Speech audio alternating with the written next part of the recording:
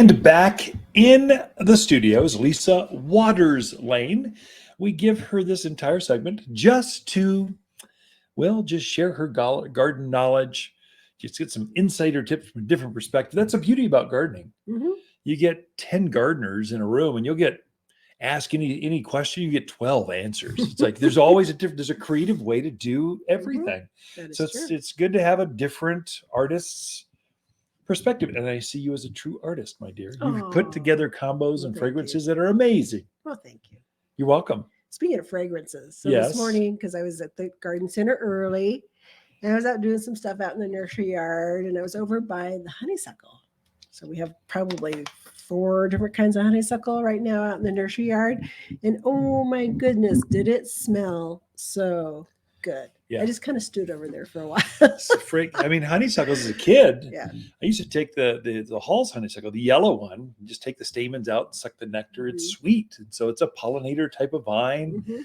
It grows really well. Animals don't seem to bother it. And so it's got a lot going on for it. Oh, definitely. Deep rooted. So Mhm. they tend to be really robust in a landscape. You'll water them like you would a tree, or just put on that same Mhm. irrigation cycle of trees and shrubs, and they'll just thrive out Mhm. there in the landscape. Definitely. Well, it just kind of reminded me that gardening is very much a senses. Yeah. You're touching all the senses when you're out there. You're seeing and touching, you're smelling. What are all the other 5 senses? Tasting. Don't taste very much.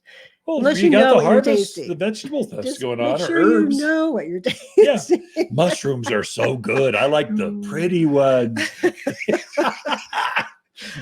But yeah, just very sensing, and it just felt so good to be out there. It was early, nobody was in yet, and I was like, oh, this is nice. The garden center is magical. Mhm. This beginning or ending, at the end of the day when the sun is Yeah. it's just setting, and hummingbirds are out, butterflies are thick. Mhm. It's a beautiful time. In fact, we should do a mention. September 17th, Ah, we are having a garden party here at Waters Garden Center. cool. It's the biggest, it's the 17th annual Wow. Grapes for Good event. Uh-huh. We partner with Prescott Frontier Rotary, and we just give them the garden center after hours, and they've partnered with Barry Barb, Mhm. El Gato Tormes, very famous chef in town. He prepares wines with the food, and it's kind of a who's who, and they raise, I think last year $129,000 Mhm. for local kind of, from math and reading clinics during the summer to helping seniors get that last credit, to leadership clubs after hours at the high schools. They do a lot of good with it, but it's all with this September 17th. Please come. It's kind of a fun, bring a friend. Yeah. It's just great food, great. Mhm. And they get tickets online. Right? Yeah, PrescottFrontierRotary.com. Goes right there. You can, there's Grapes for Good. Be September 17th, 5 to 8 o'clock. There's some great, it's a fundraiser. So they've got auction items like, I think the one I want to bid on this year is Napa Valley bed and breakfast tour kind of thing. I think they've got Italy villas, all kinds of stuff out there. Nice. Golf, of course, golf. I'm not a golfer, but I'll buy golf packages for my golfer friends or student or staff members. Sure. But yeah. It's a fun event. Yeah. Check it out. Prescott Frontier Rotary. PrescottFrontierRotary.com, or just type in the search bar Prescott Frontier Rotary. It'll pop right up. They're well known. It's a big club. They had their 50th anniversary this year, but they've been doing this event here at the Garden Center for 17 years. It's amazing. Crazy. It's a long time. Yes. Yeah. So back to gardening. We should. So it's that time of year when the midsummer, late summer, early fall things are starting to come in. Yeah. No, I don't have chrysanthemums yet, but I will. But there's so many other things you can put in right now. And a lot of the grasses are coming in. Yeah. And the grass is a great time to plant now so that you can enjoy them in your yard as we move into that late summer and fall. Yeah. So the big daddy, I think we've already kind of talked about it, is the pampas grass. Okay. So the big one that we get is actually called ivory feathers. I thought you were going to call it Big Daddy Pampas grass. Well, we can call it that if you want. Ivory feather probably better. So ivory feathers is a great one for yards because it's actually considered a dwarf pampas grass. And even at that, the grassy part of it, the green part of it, easily gets 5 by 5, Yeah, maybe head even a high. I little always think of taller. it. Yeah, And then it sends the plumes up another 2 feet or so. So we're talking 6, 8 feet by the time it's all said and done. Yeah. So it does take a space in the yard, but it's certainly very beautiful out in the yard.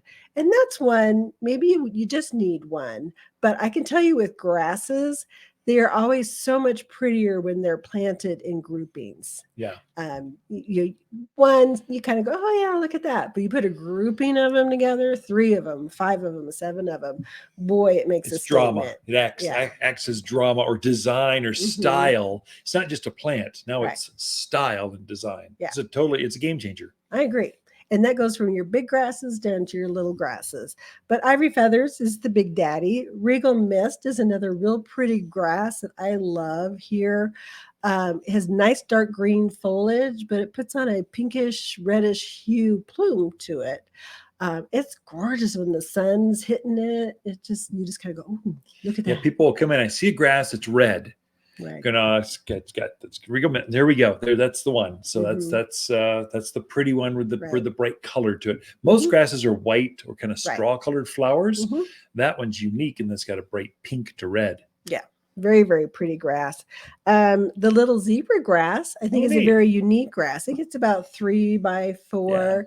Yeah. It's unique in its variegation on it. So it has kind of horizontal striping to it, which is unusual. Like a zebra. Like a zebra.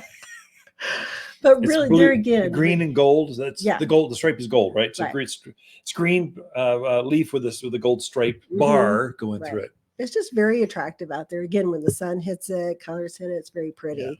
Yeah. The other one that I think we have in our yard is the blue dune grass, which has a kind of a silvery blue look to it, which is very attractive. Yeah. Kind of that different look, especially if you got a lot of green. It's just a different color, different texture out there. It has a kind of a thicker, whiter. Very hardy. It's very robust. Full sun out there. It's been out there for years. It's beautiful. So it's a real pretty one. So a lot of the grasses are starting to come in. Definitely time to check them out. Another one that I really like. I'm going to step down for a second.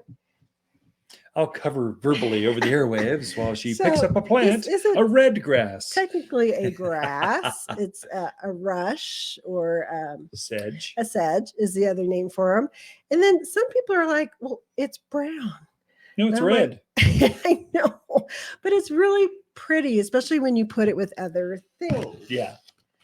So that's this one's the red. Definitely red. On the camera, it's definitely sedge, red. yeah. Red fox sedge. But put it with something else. Oh, that's pretty. Yeah. So this is a heuchera right now. They're gorgeous right now. The heucheras. And I love heucheras because they come in so many different colors, from light green. This one's about like a burgundy. There's butterscotch colors, so many different colors. Now, throw something else in there. Oh, you're doing the combo thing. Very good. Ooh, that's very nice. Wow. So this is an echinacea. It's a daisy type flower. It's bright yellow with a very dark kind of burgundy center. And see how it matches the heuchera and then that grass behind it. Yeah, you took the eye of that flower, and that's the color that carries through the heuchera or coral bells, your grandparents called it. And then it's matching with the red grass. It all ties it all together. So red is the tie-in. If you were to put that in a container, a pot, it would be so striking. Yeah. And it would last from now until... Well, these are all perennials for a decade. I'm saying color-wise. You get a lot of color usage out of it through the season. Definitely.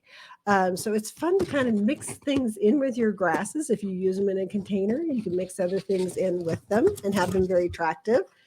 And just because you see one thing, you're like, well, that's kind of ugly or weird looking. Get creative and mix some combos. There are no ugly plants or weird plants at Waters Garden Center. There's some artistic plants are kind of unusual, but not weird. They're just pretty in their own way. I had a customer over, or their neighbor was looking over the fence going, what is that plant? With that huge weeping redwood in our Oh. backyard.